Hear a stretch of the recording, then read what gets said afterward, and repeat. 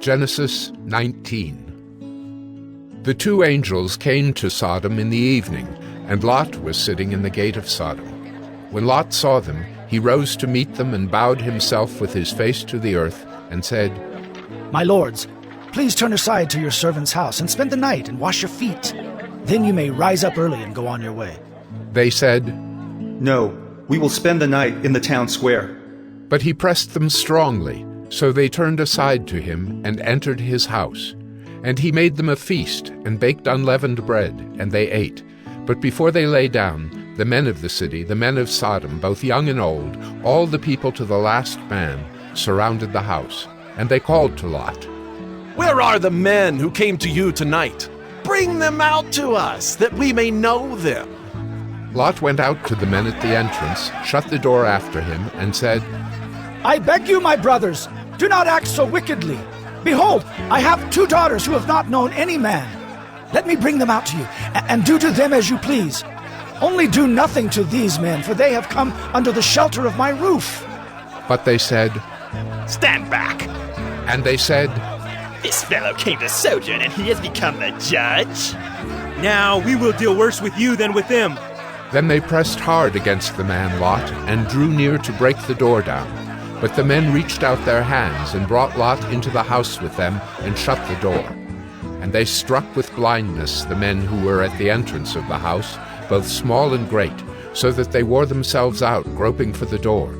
Then the men said to Lot, "Have you anyone else here?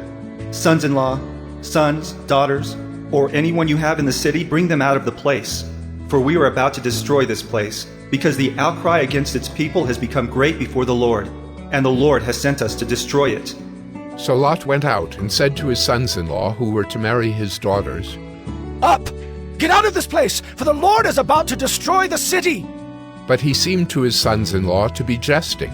As morning dawned, the angels urged Lot, saying, "Up, take your wife and your 2 daughters who are here, lest you be swept away in the punishment of the city."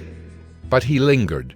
So the men seized him and his wife and his 2 daughters by the hand, the Lord being merciful to him, and they brought him out and set him outside the city. And as they brought them out, one said, "Escape for your life. Do not look back or stop anywhere in the valley. Escape to the hills, lest you be swept away." And Lot said to them, "Oh no, my lords. Behold, your servant has found favor in your sight, and you have shown me great kindness in saving my life. But I cannot escape to the hills, lest the disaster overtake me and I die. Behold, this city is near enough to flee to, and it is a little one. Let me escape there. Is it not a little one? And my life will be saved." He said to him, "Behold, I grant you this favor also, that I will not overthrow the city of which you have spoken. Escape there quickly, for I can do nothing till you arrive there." Therefore the name of the city was called Zoar. The sun had risen on the earth when Lot came to Zoar. Then the Lord rained on Sodom and Gomorrah sulfur and fire from the Lord out of heaven. And he overthrew those cities, and all the valley, and all the inhabitants of the cities, and what grew on the ground. But Lot's wife, behind him, looked back, and she became a pillar of salt. And Abraham went early in the morning to the place where he had stood before the Lord.